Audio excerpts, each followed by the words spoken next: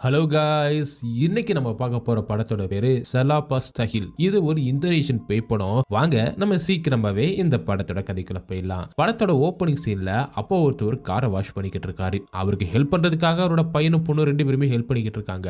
அவரோட பொண்ணு பேர் சாரா, அவரோட பையன் பேர் யோதிஸ். அப்ப அவங்க அப்பா கிட்ட நாங்க காரை வாஷ் பண்ணிக்கிறோம், நீங்க போங்க அப்படி சொல்றாங்க. அதனால அவங்க அப்பாவும் போறாரு. அவங்க அப்பா காரை எடுத்துக்கிட்டு நைட் டைம்ல ஓட்டிட்டு போய்கிட்டு இருக்கும் போது அப்ப அவர் ரொம்பவே டயர்டா இருக்க மாதிரி காமிக்கிறாங்க. அடுத்த நாள் காலையில சாராவும் நமாஸ் பண்ணிக்கிட்டு இருக்கா. அதுக்கப்புறம் அவரோட தம்பியை போய் எழுப்பி குழி அப்படி சொல்ல அப்ப அவங்க வீட்டுல இருக்கிற போட்டோ எல்லாத்தையுமே ஒண்ணு ஒண்ணா காமிக்கிறாங்க. அதுல அவங்க அப்பா, பையன், பொண்ணு 3 பேர் மட்டும்தான் அந்த வீட்டுல வாழ்ந்துகிட்டு இருக்காங்க. சாராவோட அம்மா இவங்க 2 பேரும் சின்னதா இருக்கும் போது இறந்து போயிட்டாங்க போல. அவங்களோட போட்டோவுமே அங்கே இருக்கு. தம்பியை எழுப்பிட்டு அவங்க அப்பாவுக்கு வந்து காஃபி போட்டு கொடுக்குறா. நீங்க உடம்பு சரியில்லாம மாதிரி தெரியுறீங்க, ஹாஸ்பிட்டல் போலாம்ல அப்படின்னு கேக்குறா. அந்த ஹாஸ்பிட்டலுக்கு செலவாகிற காசை மோட்டர் ரிப்பேர் பண்றதுக்கு வச்சுக்கலாம் அப்படின்னு சொல்றாரு. உங்க உடம்பு தாப்பா முக்கியம், அது அப்புறமா கூட பாத்துக்கலாம் அப்படின்னு சாரா சொல்றா. ஆனா அவங்க அப்பாவும் உங்களுக்கெல்லாம் நான் ரொம்பவே பாரமா இருக்கேன்ல அப்படின்னு சொல்றாரு. அதுக்கு சாராவும் அம்மா இறந்ததுக்கு அப்புறம் நீங்க தான் ரொம்பவே கஷ்டப்பட்டு எங்களை இவ்வளவு தூரம் வளர்த்திருக்கீங்க, அப்படிலாம் சொல்லாதீங்கப்பா அப்படின்னு சொல்றா. இல்ல, நான் நிறைய அழிச்சிட்டேன், நிறைய பிசினஸ் பண்ணி எல்லாத்தையுமே லாஸ் ஆகிட்டேன். இப்ப இந்த கார் வாஷ் பிசினஸ் மட்டும் தான் போய்கிட்டு இருக்கு. நான் உங்களுக்கு நல்ல அப்பாவா இருந்திருக்கணும் அப்படின்னு சொல்லிக்கிட்டு இருக்கும் போதே அவரோட பையன் யுத்தேஷ் அங்க வரான். வந்து இதைத்தான் வாரம் கேட்கிறான். மனப்பாடமே ஆயிடுச்சுப்பா, விடுங்கப்பா அப்படின்னு சொல்றான். அப்ப அப்பா திரும்பவும் அதை பத்தி பேச ஆரம்பிக்கிறாரு. நான் ஒருவேளை இறந்துட்டேன்னா என்ன என்னோட சொந்த கிராமத்திலே அடக்கம் பண்ணிடுங்க, என்னோட கடைசி ஆசை அதுதான். உங்க சித்தப்பா கிட்டையும் இஸ்லாம் முறைப்படிதான் என்னோட சடங்கு எல்லாம் நடக்கணும் அப்படின்னு கூட சொல்லி வச்சிருக்கேன். இப்படி எல்லாம் பேசிக்கிட்டு இருக்காரு. இதை கேட்கிற சாராவும் விடுங்கப்பா, அம்மா பக்கத்திலே உங்களை புதைச்சிடலாம், அம்மாவுக்கு பேச்சு துணைக்கு ஆள் வேணும்ல அப்படி மாதிரி சொன்னதும் அவங்க அப்பா சிரிக்கிறாரு. நாங்க 2 பேருமே இனிமே கார் வாஷ் பிசினஸ் பாத்துக்கிறோம்ப்பா அப்படின்னு சொல்லிட்டு அவங்க 2 பேருமே ஆபீஸுக்கு போறாங்க. நீங்க வீட்டுல ரெஸ்ட் எடுங்க அப்படின்னு சொன்னதுனால அவருமே வீட்டுல ரெஸ்ட் எடுத்துக்கிட்டு இருக்காரு. அடுத்த சீன்ல அவங்க ஆபீஸ்ல 2 பேருமே இருக்காங்க. அப்ப நம்ம இன்னைக்கு சீக்கிரமா வீட்டுக்கு போனோம், அப்பாவுக்கு வேற உடம்பு சரியில்லை அப்படின்னு சாரா சொல்ல நம்ம இன்னும் எதையுமே ஆரம்பிக்கல, அதுக்குள்ளயா ஆடுன்னு தம்பி கேக்குறான். அப்ப கரெக்டா ஒரு கஸ்டமர் வராங்க. ஏன் இவ்வளவு லேட் ஆயிடுச்சு அப்படின்னு கேக்குறாங்க. இன்னும் என்னோட 3 ஃப்ரெண்ட்ஸ் வருவாங்க, அவங்களுக்கு கூட நீங்க கார் வாஷ் பண்ணி கொடுங்க அப்படின்னு பேசிட்டு இவங்க 2 பேருமே இன்ட்ரெஸ்ட் அந்த வேலையை செஞ்சுக்கிட்டு இருக்காங்க. அடுத்த சீன்ல வீட்டுல இருக்க அப்பா ஒரு ரூமுக்கு போறாரு. அப்ப அந்த ரூம்ல இருக்க லைட் தானாவே ஆஃப் ஆகுது. அது மாதிரி ஆஃப் ஆகி ஆன் ஆகிக்கிட்டே இருக்கு. இப்படி ஆகிக்கிட்டு இருக்க அதனால என்னாச்சு அப்படி சொல்லிட்டு எட்டி பாக்குறாரு. அப்ப 2 கண்கள் மட்டும் அந்த இருட்டுல லைட் மாதிரி தெரியுது. அதை பார்த்து அப்படி ஷாக் ஆகி நிக்கிறாரு. அதை பார்த்து பயந்ததுனால அப்படி பின்னாடி வராரு. அப்ப பின்னாடி இருக்கிற டேபிள்ல கை அடிச்சு அங்க இருக்கிற புக்கு ஒண்ணு கீழே விழுகுது. அந்த புக்கு என்னது அப்படின்னு பார்க்கலாம் அப்படின்னு போறப்ப அப்ப உனக்கான நேரம் முடிஞ்சிருச்சு அப்படிங்கிற ஒரு குரல் மட்டும் கேக்குது. அதை அப்படி கேட்டுக்கிட்டே அமைதியா வந்து அந்த புக்க ஒரு போட்டோ எடுத்து அவரோட பொண்ணு சாராவுக்கு அனுப்பி வைக்கிறாரு. சாராவோ அந்த புக்கோட போட்டோவை போன்ல பாக்குறா. ஆபீஸ்லயே வேலை முடிஞ்சதுனால 2 பேருமே வீட்டுக்கு வராங்க. வீட்டுக்கு வந்து சாராவோ அப்பா என்ன டின்னர் அப்படின்னு கேட்டுட்டு வரா. அப்ப கதவு திறந்து உள்ள போறப்ப அவங்க அப்பா கீழே விழுந்து கிடக்குறாரு. அப்பா என்னாச்சு, எந்திரிங்க எந்திரிங்க அப்படி சொல்லிக்கிட்டே இருக்கா. யுதேஷ் அப்பாவை எழுப்பு அப்படின்னு சொல்றான். ஆனா அவங்க அப்பா எழுந்திருக்கவே இல்லை. அப்ப செக் பண்றப்ப அவங்க அப்பா இறந்துட்டாங்க அப்படின்னு தெரிஞ்சு 2 பேருமே ரொம்பவே ஃபீல் பண்ணி பயங்கரமா அழுகுறாங்க. கொஞ்ச நேரம் கழிச்சு சொந்தக்காரங்க எல்லாத்துக்குமே 2 பேருமே அப்பா இறந்த விஷயத்த சொல்றாங்க. அதுக்கப்புறம் எல்லாருமே வந்து ஒவ்வொருத்தரா இரங்கல் தெரிவிச்சுக்கிட்டு இருக்காங்க. அதுக்கப்புறம் யாருமே இந்த வீட்டுல இல்ல.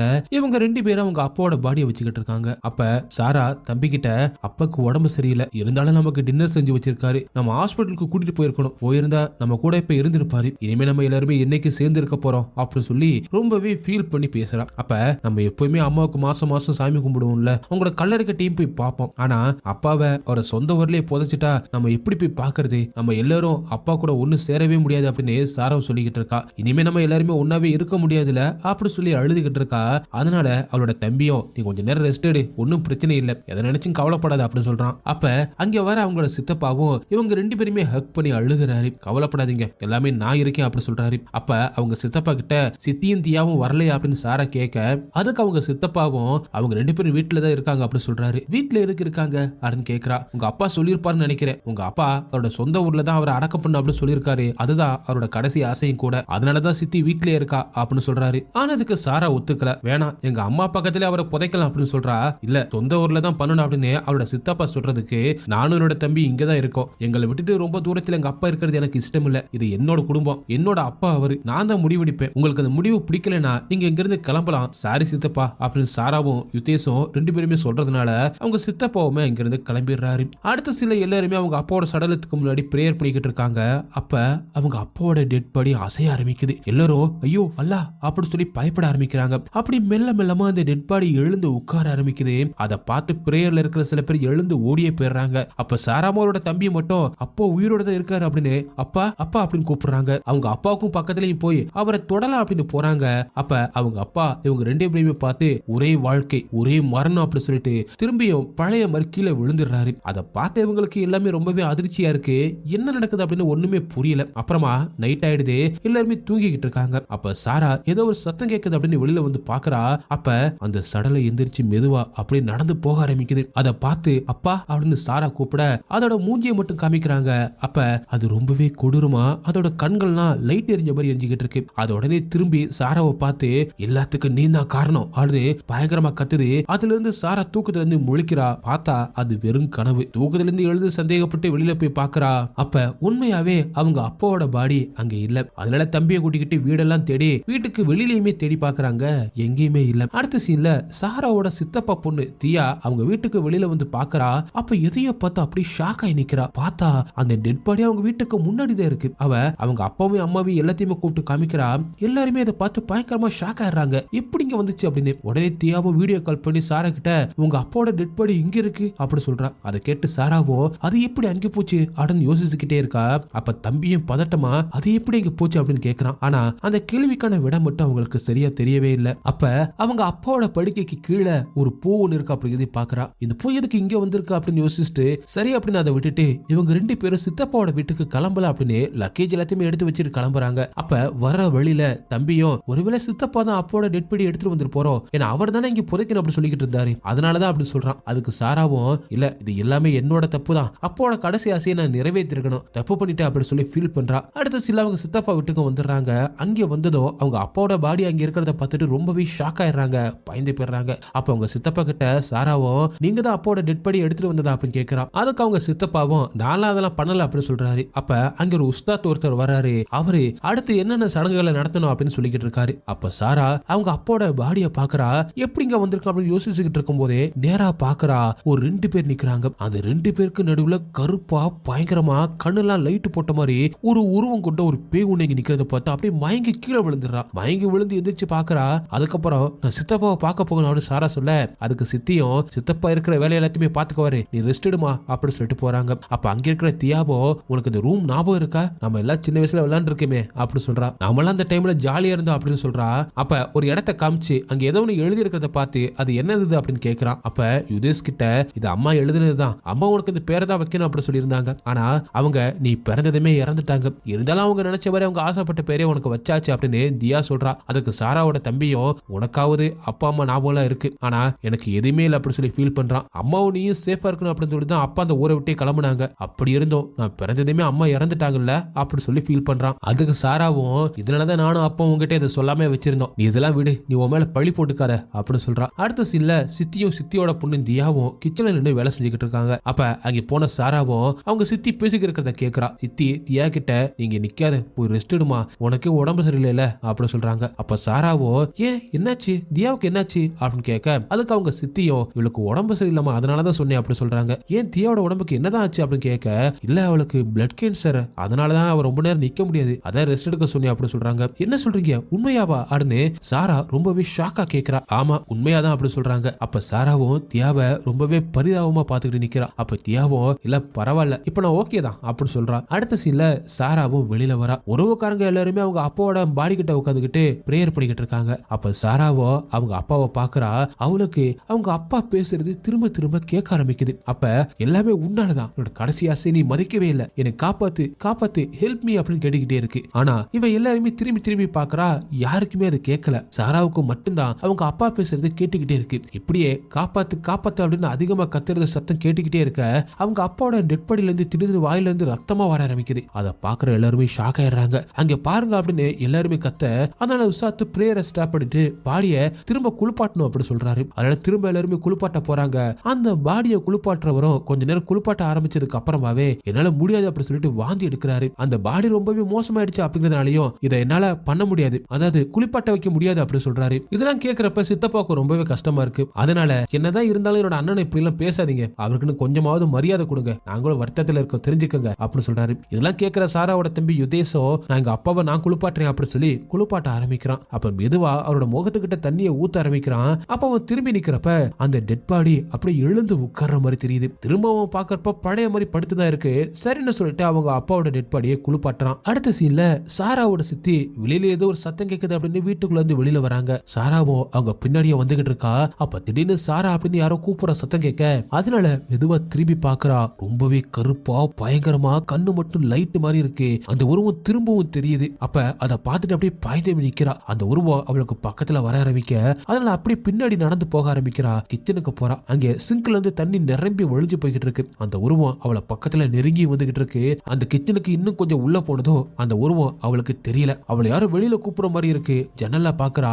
அப்ப வெளியிலுமே யாருமே இல்ல. அப்ப திரும்பும் போது அந்த உருவம் சாராவுக்கு ரொம்பவே பக்கத்துல வந்து பயங்கரமா கத்த அதை பார்த்து அங்கேயே அலறி துடிக்க ஆரம்பிக்கிறா. இன்னொரு பக்கம் யுத்தேஷம் அந்த டெட் பாடியை குளிப்பாட்டிக்கிட்டு இருக்கான். அப்ப அந்த டெட் பாடி கிட்ட ஒரு பூ ஒண்ணு கிடைக்குது. அந்த பூவை எடுத்து பாக்குறான். அப்ப கீழையும் குனிஞ்சு பாக்குறான். அங்க 2 கால் தொங்கிக்கிட்டு இருக்கு. திரும்பவும் மேல பாக்குறான். டெட் பாடி படுத்துக்கிட்டு இருக்கு. திரும்பவும் கீழே பாக்குறான். கால் இருக்கு. ஒண்ணுமே புரியாம அப்படியே ஆச்சரியமா பாத்துக்கிட்டு இருக்கப்ப திடீர்னு ஒரு கை வந்து அவனை அப்படியே தலைமுடியை பிடிச்சு அந்த தண்ணி தொட்டிக்குள்ள முக்கிடுது. அதுல இருந்து வெளியில எந்திரிக்க முடியாம ரொம்பவே கத்துறான். ஒரு வழியா அதுல இருந்து போரடி அப்படியே வெளியிலே வந்து விழுந்துடுறான். அப்ப இவனும் கத்துற சத்தம் கேக்குது. அதே மாதிரி சாராவும் கத்துற சத்தம் கேக்குது. 2 பேருமே பாத்துக்கிட்டு அவங்களுக்கு நடந்ததை சொல்லிக்கிட்டு இருக்காங்க. இதை நம்பவே முடியல. ஏதோ ஒண்ணு நடந்துகிட்டு இருக்கா அப்படி சொல்லிக்கிட்டு இருக்கும் போதே அவங்களோட சித்தப்பா இங்க வராரு. அவங்க கிட்ட என்ன நடக்குது அப்படின்னு கேக்குறாரு. அப்பதான் அவர் ஒரு உண்மையை சொல்ல ஆரம்பிக்கிறாரு. அதாவது உங்களோட தாத்தா பிளாக் மேஜிக் பண்ணிக்கிட்டு இருந்தாருனோ, அதனாலதான் அந்த சாபம் உங்க அப்பாவை தொடருது அப்படின்னோ, அதனாலதான் அவரால் இன்னும் முழுமையா இறந்து போக முடியல.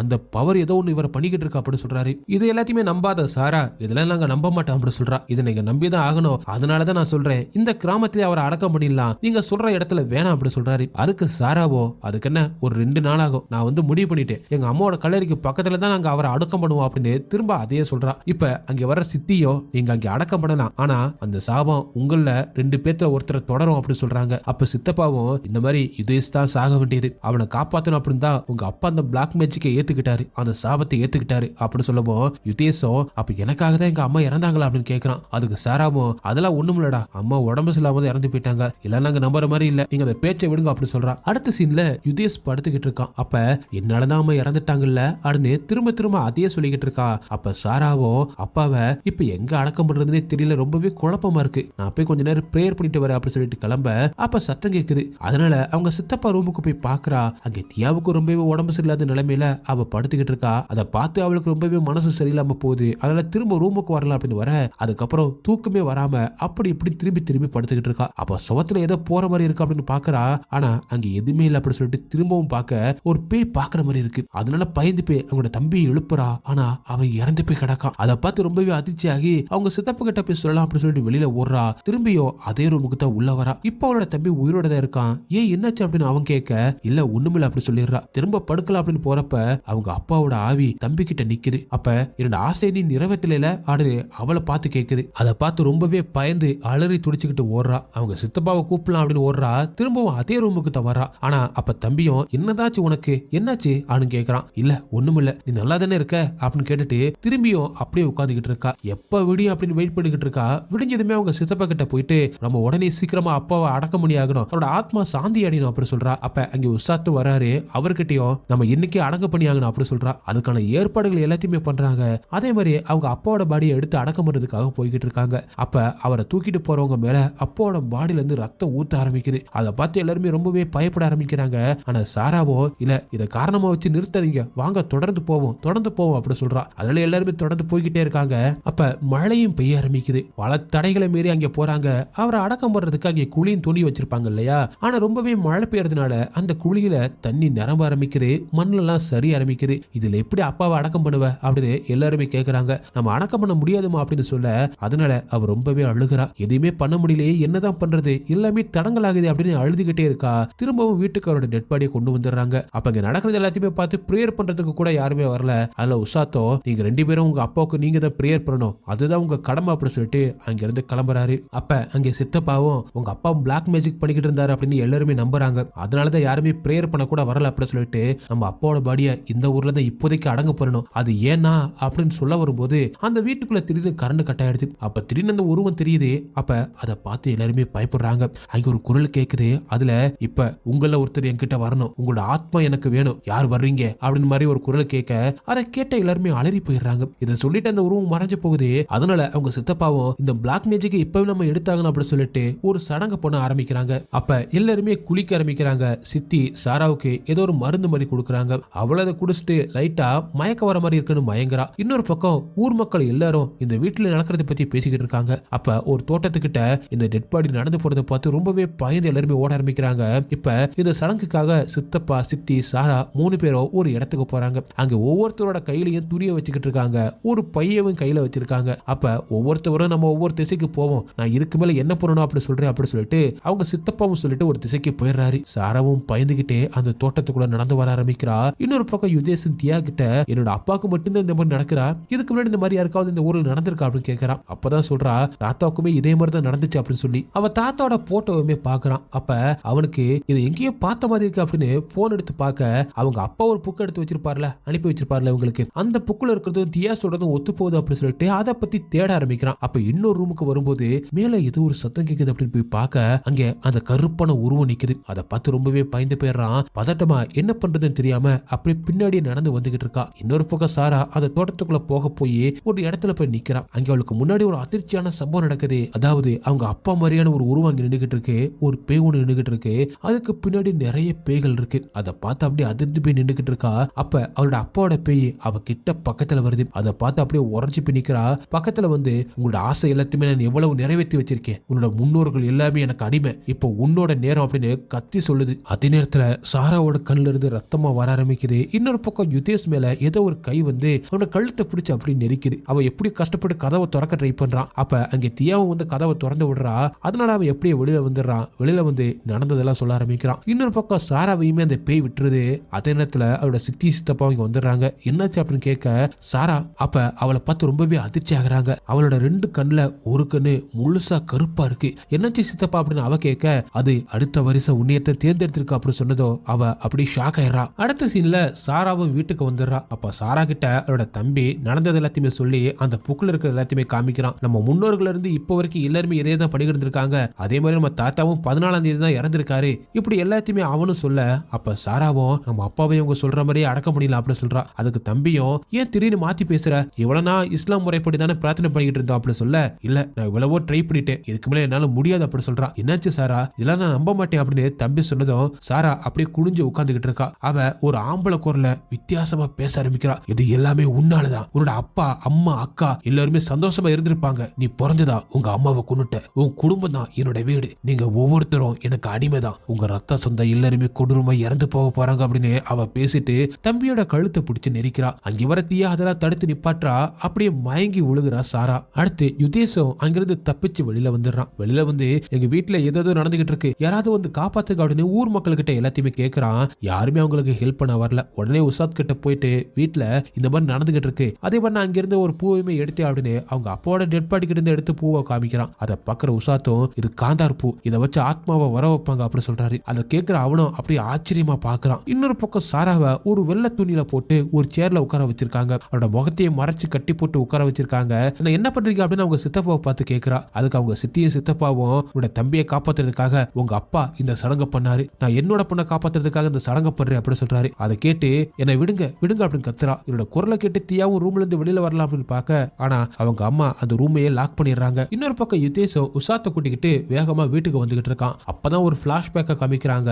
இவங்களோட சித்தப்பா தான் இவங்க அப்பாவோட டெட் பாடி கிட்ட பூவையே வச்சிருப்பாரு. அது மட்டும் இல்லாம அவங்க அப்பாவை புதைக்க விடாம அவர் தான் பண்ணி இருந்திருப்பாரு. அவங்க சித்தப்பா தான் டெட் பாடியோட கையில கிழிச்ச ரத்தத்தை வர வச்சிருப்பாரு. அதே மாதிரி இவரோட கையில கிழிச்ச ரத்தத்தை வர வச்சு ரெண்டையுமே கலக்கிற மாதிரி பண்றாரு. இதெல்லாம் பாக்குற தியா ஒரு கட்டத்துல முடியாம வீட்டுல இருந்து தப்பிச்சு வெளியில ஓடி வரா. ஓடி வந்து வர்ற வழியில உசாத்தை பார்த்து அவங்க எங்க வீட்டுல சாராவை வச்சு இந்த மாதிரி சடங்களா பண்ணிக்கிட்டு இருக்காங்க, காப்பாத்துங்க அப்படின்னு சொல்றா. அதனால எல்லாருமே வேக வேகமா இங்க போறாங்க. ஊர் மக்கள் எல்லாத்தையுமே ஹெல்ப் கேட்கிறாரு. நீங்க எல்லாருமே அல்லாஹ்வை பிரேயர் பண்ண ஆரம்பிங்க, அப்பதான் நம்ம அந்த குடும்பத்தை காப்பாற்ற முடியும், அது இல்லைன்னா நம்ம ஊருக்கே பிரச்சனை வந்துடும் அப்படின்னு சொல்றாரு. எல்லாருமே அங்கே பிரேயர் பண்ண ஆரம்பிக்கிறாங்க. இன்னொரு பக்கம் அந்த சித்தப்பா சாராவை ஒரு கத்தி எடுத்து ஒரு கழுத்து அறுக்கலாம் அப்படின்னு போறப்ப பக்கத்துல போட உடனே ஏதோ ஒரு சக்தி அவரை தடுக்குது. அப்ப அவரால் பக்கத்துல போகவே முடியல. அங்க வர அவங்களோட சித்தியும் பார்த்து அவங்களை அந்த இடத்துல தொங்க விடுறாரு. விட்டு அவங்க மேல ஏறி உட்காந்து கழுத்தை நெரிக்கிறாரு. அப்ப சாராவை காமிக்கிறாங்க. சாராவோட தலை தொங்குனப்படி இருக்கு. ஆனா அப்படியே அவர் நிமிந்து அவரோட கண்ணு விழி இருக்குல்ல, அது 2ஆ பிரியுது. அப்படியே முழுசா கருப்பா மாறுது. அவங்க சித்தப்பாவனால உடம்பு ரொம்பவே முடியாம போகுது. அவரை யாரோ முறுக்குற மாதிரி பண்ணிக்கிட்டு இருக்காரு. அப்ப இது எல்லாமே என்னோட தப்பு தான் அப்படின்னு அவர் சொல்றாரு. அப்ப அங்கே வர உசாத்தோ நடக்கிறது எல்லாத்தையுமே பார்த்துட்டு அவர் பிரேயரை விடாம பண்ணிக்கிட்டு இருக்காரு. அதே மாதிரி சாராவோட வாயில இருந்தும் ரத்தம் வழிய ஆரம்பிக்குது. அவரோட வெள்ளத்துணி விலகி அவரோட மூஞ்சி ரொம்ப ரொம்பவே கோரமா இருக்கு. அதே மாதிரி சாராக்குள்ள இருக்கிற அந்த பேய் சொல்லுது, எனக்கு யார் அடிமையோ அவங்க நெருப்பால எரிய போறாங்க அப்படின்னு சொல்லி முடிச்சதுமே அவங்களோட சித்தப்பா எரிய ஆரம்பிக்கிறாரு. அவங்க சித்தி ஒரு தூண்ல தூக்கி வீசப்பட்டு அப்படி கீழே விழுகிறாங்க. 2 பேருமே இறந்து போயிடுறாங்க. அதே மாதிரி யுத்தேசம் கீழே போய் விழுகிறான். அவனோட கழுத்துமே நெரிக்கப்படுது. அதே மாதிரி சாராவை எவ்வளவோ கண்ட்ரோல் பண்ணி பாக்குறாங்க. ஆனா அவ பயங்கரமா கத்திக்கிட்டே இருக்கா. அப்ப விடாம பக்கத்துல நின்னு உசாத் மந்திரத்தை சொல்லிக்கிட்டே இருக்காரு, பிரேயர் பண்ணிக்கிட்டே இருக்காரு. ஒரு வழியா அவளுக்குள்ள இருந்த அந்த பேய் கொஞ்சம் கொஞ்சமா கண்ட்ரோலுக்கு வர ஆரம்பிக்குது. அது கடைசியா நீங்க எல்லாருமே சாக வேண்டியதுதான் அப்படி சொல்லி மயங்கி சாராவை விழுந்துடுறா. அதே மாதிரி இந்த டெட் பாடி திரும்பவும் எழுந்து உட்கார ஆரம்பிக்குது. அதுக்குள்ள இருக்கிற அந்த ஆத்மாவையும் உசாத் அல்லாவோட மந்திரங்களை சொல்லி அதையும் அடக்குறாரு. அந்த டெட் பாடியையும் ஒரு வழியா புதைச்சிடுறாங்க. பக்கத்துல அவங்க சித்தி சித்தப்பா எல்லாத்தையுமே புதைக்கிறாங்க. அப்ப தியாவோ எனக்கு இப்ப யாருமே இல்ல அப்படி சொல்லி ரொம்பவே ஃபீல் பண்ணி பேசுறா. அதுக்கு கடைசியா சாராவும் நானும் யுதேசம் உனக்கு இருக்கோம் கவலைப்படாத அப்படி சொல்றா. இதோட இந்த படமும் முடியுது. ஓகே காய்ஸ், இந்த படம் உங்களுக்கு எந்த அளவுக்கு பிடிச்சிருச்சு அப்படின்னு சொல்லிட்டு கமெண்ட்ல சொல்லுங்க. உங்களுக்கு இந்த வீடியோ பிடிச்சிருச்சுன்னா உடனே ஒரு லைக்கை தட்டி விட்டுட்டு மறந்துடாம உங்க ஃப்ரெண்ட்ஸ்க்கு ஷேர் பண்ணுங்க. அப்படியே நம்ம சேனலை சப்ஸ்கிரைப் பண்ண மறந்துடாதீங்க. நெக்ஸ்ட் வீடியோல மீட் பண்ணலாம். By guys.